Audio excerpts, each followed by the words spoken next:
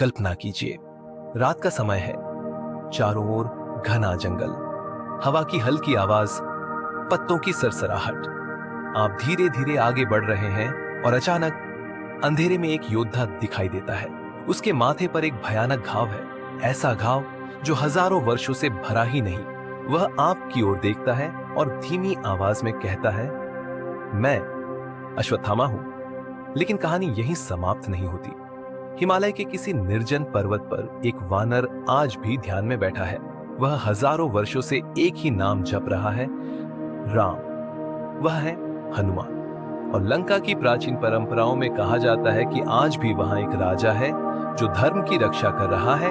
वह है विभीषण। हिंदू परंपरा कहती है कि इस पृथ्वी पर आज भी 7 ऐसे महापुरुष हैं जो युगों से जीवित हैं। उन्हें कहा जाता है सप्त चिरंजीवी।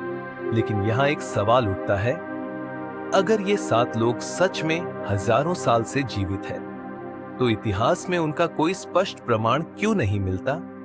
और अगर वे सच में जीवित नहीं हैं, तो शास्त्रों में उन्हें चिरंजीवी क्यों कहा गया?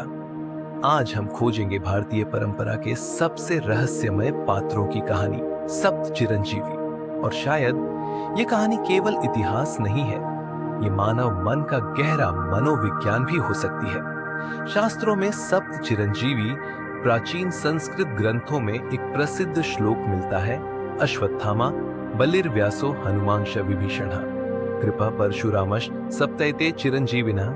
अर्थ, 7 ऐसे महापुरुष जो अत्यंत दीर्घकाल तक जीवित रहेंगे। ये 7 हैं अश्वत्थामा, राजा बलि, वेदव्यास, हनुमान, विभीषण, कृपाचार्य, परशुराम। लेकिन एक रोचक बात है, ये 7 एक ही युग से नहीं आते। कोई सत्य युग से है, कोई त्रेता युग से और कोई द्वापर युग से। मानो जैसे मानव सभ्यता के हर युग में एक प्रतीक छिपा हुआ हो। महाबली या उस शक्ति और अहंकार। सप्त चिरंजीवी की कहानी शुरू होती है एक ऐसे राजा से जिसने तीनों लोक जीत लिए थे। नाम था महाबली। वह शक्तिशाली था, न्यायी था और सबसे बढ़कर वह अत्यंत दानी था। लेकिन उसके भीतर एक सूक्ष्म अहंकार भी था। उसे लगता था, मेरे जैसा दानी कोई नहीं। तभी एक दिन एक छोटा ब्राह्मण बालक उसके दरबार में आया।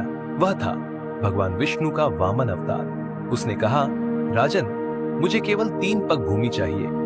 बलि मुस्कुराया, बस इतनी सी बात। लेकिन जो हुआ वह इतिहास बन गया। पहला पग पूरी पृथ्वी, दूसरा पग पूरा आकाश। अब तीसरे पग के लिए जगह ही नहीं बची। तब बलि ने अपना सिर झुका दिया। प्रभु, तीसरा पग मेरे सिर पर रख दीजिए। और उसी क्षण अहंकार से समर्पण की यात्रा पूरी हो गई। परशुराम।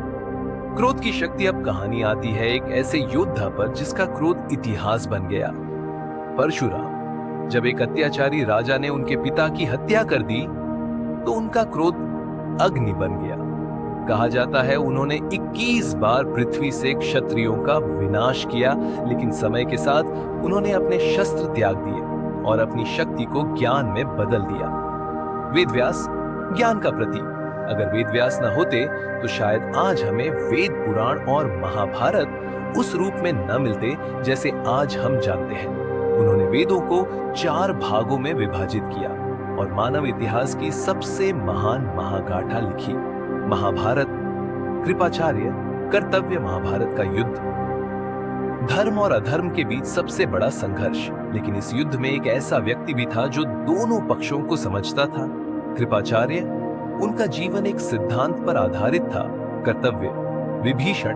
नैतिक साहस, लंका का स्वर्णिम साम्राज्य, रावण का शासन। लेकिन उसी लंका में एक व्यक्ति ऐसा भी था जो अधर्म के विरुद्ध खड़ा हुआ, विभीषण। उसने अपने ही भाई का विरोध किया क्योंकि उसके लिए परिवार से बड़ा था धर्म। अश्वत्थामा। अपराध बोध महाभारत का सबसे दुखद पात्र। अश्वत्थामा। युद्ध के अंत में क्रोध और बदले की आग में उसने सोते हुए पांडव पुत्रों की हत्या कर दी। तब कृष्ण ने उसे श्राप दिया, वह जीवित रहेगा लेकिन शांति कभी नहीं पाएगा। उसका घाव कभी नहीं भरेगा और वह युगों तक धरती पर भटकता रहेगा। हनुमान। भक्ति और अंत में आते हैं हनुमान या हनुमान। शक्ति का प्रतीक, ज्ञान का प्रतीक, विनम्रता का प्रतीक। लेकिन उनकी सबसे बड़ी पहचान है भक्ति। कहा जाता है जब तक इस संसार में राम का नाम लिया जाएगा, हनुमान जीवित रहेंगे।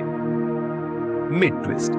लेकिन यहाँ एक बड़ा सवाल उठता है, अगर ये 7 लोग सच में अमर हैं, तो वे इतिहास में दिखाई क्यों नहीं देते?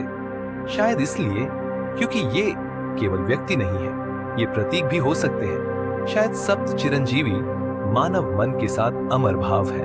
बलि, अहंकार परशुराम, क्रोध व्यास, ज्ञान कृपाचार्य, कर्तव्य विभीषण, नैतिक साहस अश्वत्थामा, अपराध बोध हनुमान, भक्ति भारतीय दर्शन कहता है भावनाएं गलत नहीं होती, समस्या तब होती है जब वे असंतुलित हो जाती हैं। अहंकार आत्मविश्वास भी बन सकता है और विनाश भी।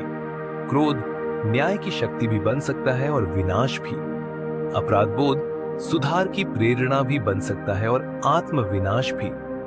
तो शायद सच्चा प्रश्न ये नहीं है कि चिरंजीवी कहाँ है, सच्चा प्रश्न ये है इन 7 में से आज आपके भीतर कौन जीवित है। और शायद यही कारण है कि उन्हें कहा गया चिरंजीवी, क्योंकि जब तक मानव मन जीवित है, ये 7 भाव कभी नहीं मरेंगे,